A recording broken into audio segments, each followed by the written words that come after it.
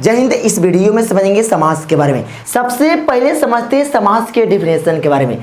समास का डिफिनेशन जो होता है दो शब्दों के सार्थक मेल को, यानी दो शब्दों के सार्थक मेल को समास कहते हैं। मान लेते हैं यह जो प्रतिदिन है यह एक अपने आप में शब्द है, यानी यह जो प्रतिदिन है यह अपने आप में शब्द है, लेकिन जैसे इसको समास विग्रह किए हैं, यानी प्रति प्लस दिन से मिलकर बना है प्रतिदिन, यानी प्रति प्लस दिन से मिलकर बना है प्रतिदिन। लेकिन यह जो प्रति है इस प्रति को हम उपसर्ग, यानी उपसर्ग या इसका दूसरा नाम होता है उपसर्ग या इसका दूसरा नाम होता है शब्दांश। क्या होता है? शब्दांश। यानी उपसर्ग का दूसरा नाम जो होता है वो शब्दांश होता है। और यह उपसर्ग के बाद जो दिन है इस दिन को बोलते हैं मूल शब्द। मूल शब्द से पहले जो होता है उसे उपसर्ग या शब्दांश, यानी उपसर्ग का दूसरा नाम जो होता है शब्दांश होता है। और यह जो होता है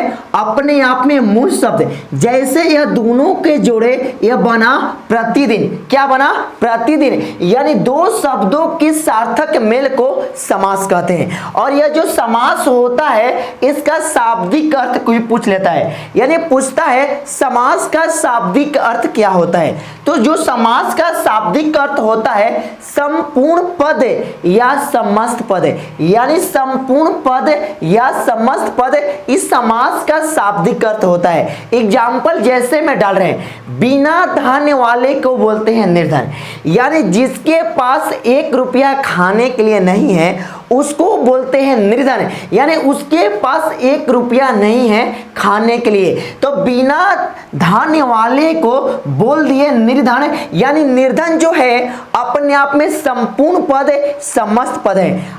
संपूर्ण पद समस्त पद है। अगर जिस इंसान के पास, यानी जिन व्यक्तियों के पास अगर पैसा नहीं होता है तो उनका घर का स्थिति सबसे दयनीय होता है, यानी सबसे दयनीय होता है, यह इसका अर्थ होता है। अब देखते हैं जो इसमें समझने से पहले जो समास जो होता है, समास को पहचानने का बहुत तरीका होता है। समास को पहचानने का तरीका बहुत सारा होता है। इसके पहले समझते हैं इसमें कुछ उपसर्ग। जब तक उपसर्ग के बारे में ना समझेंगे, यानी उपसर्ग और शब्दांश, यानी उपसर्ग का दूसरा नाम होता है शब्दांश। अगर इसके बारे में कंप्लीट अगर हम ना समझेंगे तो हमें समास नहीं समझ में आएगा। यानी समास समझने से पहले हमें कुछ उपसर्ग समझना पड़ेगा।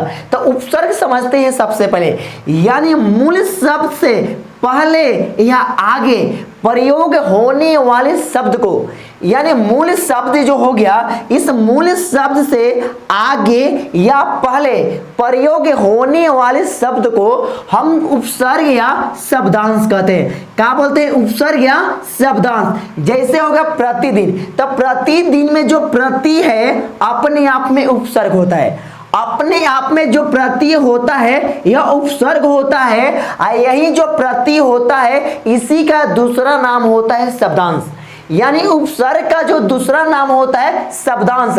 यह जो लास्ट वाला होता है इसको बोलते हैं मूल शब्द, यानी कुछ ना कुछ इसमें जोड़ा जाए। जो चीज जोड़ा जाता है वही होता है उपसर्ग। यानी दिन में आप कहा जोड़े हो?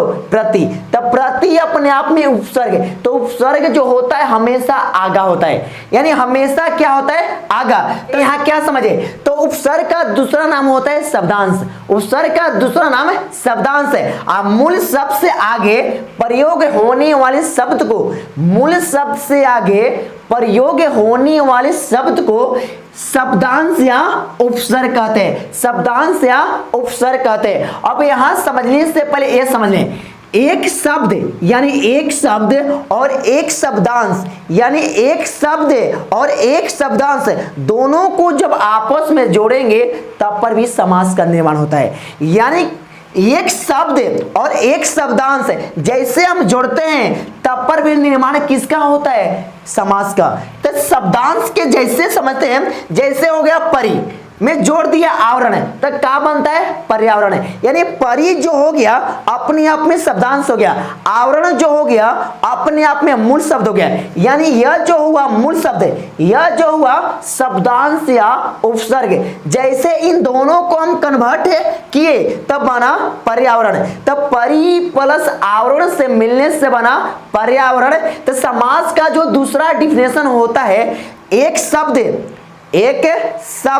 और एक शब्दांश दोनों को जोड़ने से जो शब्द बनता है उसको भी हम समास कहते हैं, उसको भी समास कहते हैं। समास का दूसरा डिफिनेशन। समास का तीसरा डिफिनेशन हम बोलते हैं अपने आप से दो शब्दों के मेल को भी समास कहते हैं। यानी दो शब्द को मेल को भी हम समास कहते हैं। जैसे चिड़ियाघर, चिड़ियाघर जो है, चिड़िया और क्या हो गया, घर।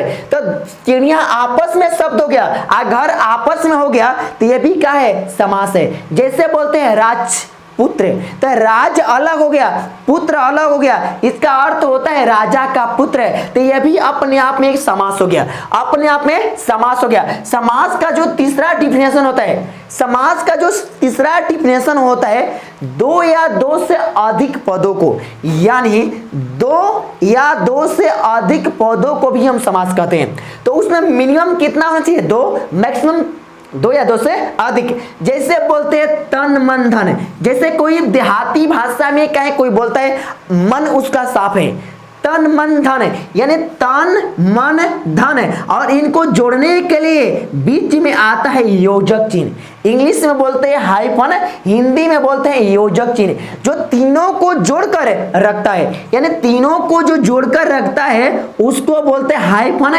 या योजक चिन्ह। तन मन धन लाल बाल पाल, तो तन मन धन लाल बाल पाल, इसमें देखोगे तो दो से अधिक शब्दों का प्रयोग किया गया है कि नहीं, इसके अंदर किया गया है।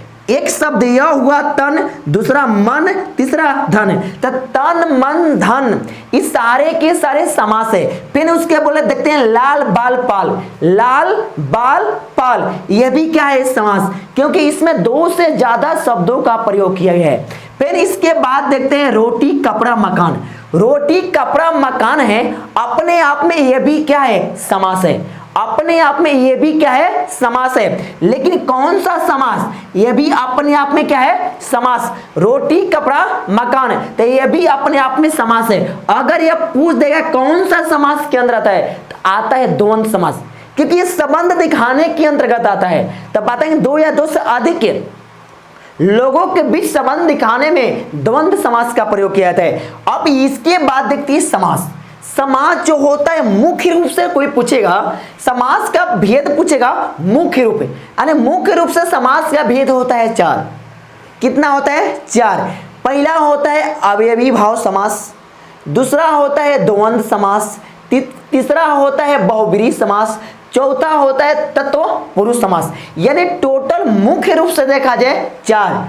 अगर प्रकार में देखा जाए, ऐसे देखा जाए तो समास का जो भेद होता है कुल होता है 6, कुल होता है 6। अब 6 के बारे में समझेंगे, क्योंकि यह समझ गए तब पूरा का पूरा कंसेप्ट समझ गए। यानी समास का पहला डिफिनेशन क्या होता है, दो शब्दों के सार्थक मेल को समास कहते हैं, दो शब्दों के सार्थक मेल को समास करते हैं। आज समास का शाब्दिक अर्थ जो होता है, समास का शाब्दिक अर्थ होता है समस्त पद या संपूर्ण पद, समस्त पद या संपूर्ण पद। फिर समास जो होता है एक शब्द और एक शब्दांश को मिलने से भी समास का निर्माण होता है, मिलने से भी समास का निर्माण होता है।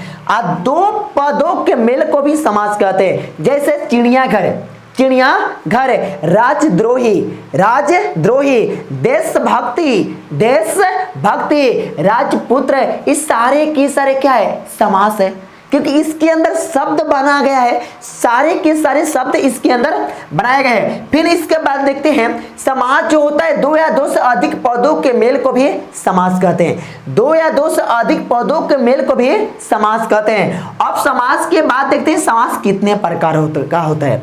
अब इसके बाद देखते हैं सबसे पहला जो समास होता है अवयवी भाव समास। कौन सा समास होता है, अवयवी भाव समास। दूसरा जो होता है द्वंद्व, तीसरा होता है द्विगु, चौथा होता है क्रमधारम, तत्पुरुष और बहुव्रीहि। टोटल मिला के समास का जो प्रकार होता है 6 होता है। कितना होता है? 6। समास का प्रकार कितना होता है? 6 होता है। लेकिन इस 6 में से सबसे पहले जो हम समास देखेंगे वो देखेंगे अवयवी भाव समास। अवयवी भाव समास, अगर इस समास अवयवी भाव जैसे समास खत्म कर देंगे तो आपको हल्का सा भी डाउट नहीं रहेगा, हल्का सा भी डाउट नहीं रहेगा, क्योंकि अवयवी भाव समास में 3 चीजों का ज्ञान होना चाहिए। अवयवी भाव समास में 3 चीजों का ज्ञान होना चाहिए। एक होना चाहिए निपात, उपसर्ग और अव्यय। निपात, उपसर्ग और अव्यय तीनों के बारे में जैसे कंफर्म मालूम हो गया तो अवयवी भाव समास खत्म हो जाएगा। तीनों के बारे में जैसे कंफर्म मालूम हो गया तो अवयवी भाव समास इंड हो जाएगा, इंड हो जाएगा। उपसर्ग आपको बता दिए, यानी जो शब्द से पहले होता है, यानी जितना उपसर्ग आ जाए, उपसर्ग का जैसे होता है प्रतिदिन, तो प्रतिदिन में प्रति क्या है? उपसर्ग है। प्रत्येक वर्ष में प्र क्या है? उपसर्ग है। आज जन्म में आ का है? उपसर्ग है। आमरण में आ का है? उपसर्ग है। पर्यावरण परि का है? उपसर्ग है। उपवन उप का है? उपसर्ग है। जैसा अनुज, जैसे अनुराग, इस सारे के सारे उपसर्ग होता है। तो आगा जो लग गया समझो उपसर्ग हो गया, तो जो उपसर्ग हुआ तो समझो कौन सा समास हो गया? अवयवी भाव समास। तो अवयवी भाव समास का हम डिफिनेशन बोलते हैं। अवयवी भाव समास का जो डिफिनेशन होता है, अवयवी भाव समास का डिफिनेशन होता है, अवयवी भाव के बारे में, अवयवी भाव और द्विगु और द्वंद्व समास, अवयवी भाव और द्वंद्व समास हम नेक्स्ट वीडियो में देखेंगे। अवयवी भाव और द्वंद्व समास नेक्स्ट वीडियो में देखेंगे। अगर ये वीडियो अच्छा लगा होगा तो चैनल को सब्सक्राइब कर दीजिएगा और लाइक कर दीजिएगा, और वीडियो को जितना से जितना हो सके शेयर कीजिएगा, जितना से जितना हो सके शेयर कीजिएगा। चाहे 10th का लड़का हो, चाहे 9th का हो, चाहे 11th का हो, चाहे 12th का हो, चाहे कॉम्पिटिटिव लेवल का हो।